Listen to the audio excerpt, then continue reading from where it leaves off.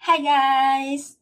Gusto nyo bang makakuha ng clear na copy ng inyong birth certificate or nakalagay dito is Certificate of Live Birth? So gusto nyo ba makakuha ng clear na copy? Kasi di ba minsan yung iba nating birth certificate or ng mga kamag-anak natin, mga kapamilya natin, kapitbahay natin, malabo yung kanilang birth certificate. So ang dapat nyong gawin guys para makakuha kayo ng malinaw na copy, sobrang linaw, kinukuha ito sa City Hall. Sa City Hall kung saan kayo nakaregister. Kasi, nandoon yung copy po ninyo. So, nandoon kayo nakarehistro. So, kung sa City Hall kayo dito sa Quezon City Hall, pupunta na kayo dyan sa City Hall ng Quezon City. And then, sa Civil Registry Office, guys, sila yung nagre-release ng malinaw na copy. Katulad ko, dito kasi ako pinanganak sa Quezon City. So, dyan lang ako kumuha sa City Hall ng Quezon City kasi dyan ako nakaregister. So, pag magre-request kayo, 50 pesos each nung time na nakumuha ako ng copy. So, ganito yung i-release nila. So, white lang siya. Ganyan. White lang siya. And then, naka-certified lang to. Yan. Nakalagay dito, certified true copy. And then, meron ditong nakatatak for the City Civil Registrar. Yung pangalan ng officer, then nakapirma siya. So, doon din, sa baba nun, andito yung certified true copy. So, hindi na siya nakanotaryo, guys. Kasi parang yun na yung notaryo niya. So, yan. Pero itong certified true copy galing sa City Hall ay matibay ito. Kahit hindi siya nakanotaryo kasi parang yun yung notaryo niya. So, ganun. Matibay yan. Tapos, doon ako kumuha kasi doon ako nakarehistro sa Quezon City Hall. So, kung saan kayo nakarehistro guys, doon nyo din makukuha ang inyong mga copy na ganito. So, ang aking birth certificate kasi malabo. So, kumuha ako ng copy na malinaw. So, dumaan muna ng City Hall. Kasi, yun yung requirement sa PSA. NSO pa kasi yun dati. So, ngayon is PSA na siya. So, ang requirements nila para maging malinaw, kasi hindi sila yung mag-i-edit nung inyong birth certificate. Ang City Hall kasi ang dapat na magbago or pag merong may mga correction, so sa City Hall siya inaayos. And then, ang City Hall ang mag-provide ng information sa PSA. And then, ang PSA guys ay nagre-release lang sila, nagpiprint lang sila, ganon.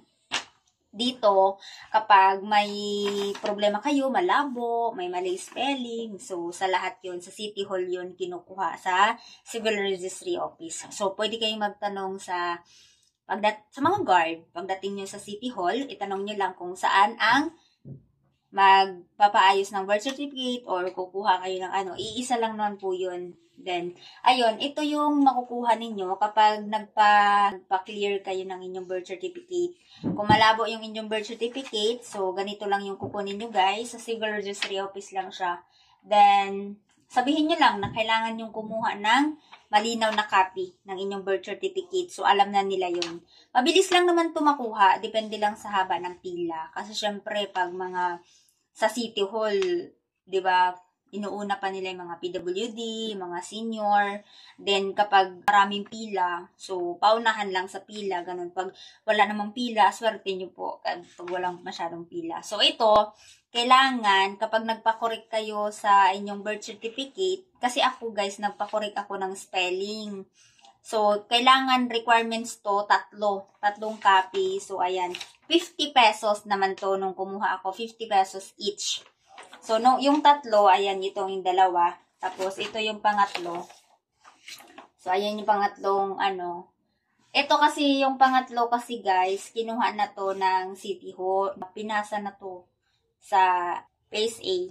Kaya, meron na siyang ganito. Pero, pag galing naman sa City Hall, yan, wala siyang, certified true copy lang siya. And then, yung pirma lang ng officer nila. So, ganyan lang yun. Tapos, nung nagpa-correct na ako ng birth certificate ko, ayan, meron na siyang nilagay na ganito. Pagkuha ko nito, malinaw. Hindi, luminaw siya. Kasi, kumuha ako ng malinaw. Doon na-detect na may maling spelling. Kaya, ayun. Kaya, pinaayos ko na siya. Doong office lang din naman ang paayos.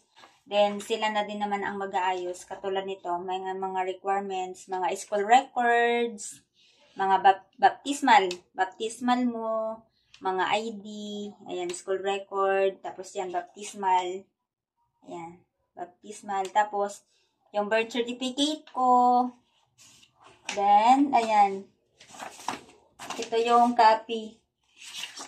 May nakaano siya, nakalagay talaga sa mga pag-original kasi ganyan. So, ito na. Nung pinakorek ko na siya, pinakuha ako ng requirements. So, kapag correction naman guys, so ito naman yung kukunin nyo. Magbubukod na lang ako ng video para sa correction ng birth certificate para hindi kayo malito. So, itong video na to guys ay kung saan at paano kayo kukuha ng malinaw na copy ng inyong birth certificate. So, ayan po, kapag kukuha kayo ng malinaw na copy sa inyong birth certificate, sa City Hall lang po siya kinukuha kung saan kayo nakaregister. So, pumunta lang kayo doon, nakipag-cooperate lang kayo sa City Hall kung saan kayo nakaregister. Tapos, kapag malayo naman kayo doon sa lugar, kung saan kayo nakaregister, halimbawa, nandito kayo sa Manila nakatira, tapos nakaregister kayo sa probinsya, so doon talaga sa probinsya kailangan ipaayos. Kapag meron naman kayo mauutusan doon, mas better, then authorization letter lang po yun, yung inyong kailangan i-provide, then pakausap nyo po doon kung paano po yung proseso nila, ganun-ganon. So, tuturo naman po yan sa inyo. Kapag meron pa kayong mga ibang katanungan tungkol sa kung saan kukuha ng malinaw na copy, ay mag-comment lang kayo dun sa baba and then sasagutin natin ito. So, thank you guys sa panonood. Then, kapag natuwa kayo sa video at marami kayong natutunan, pwede kayong mag-like and pa-subscribe na din ang aking channel. So, thank you guys. Like and subscribe.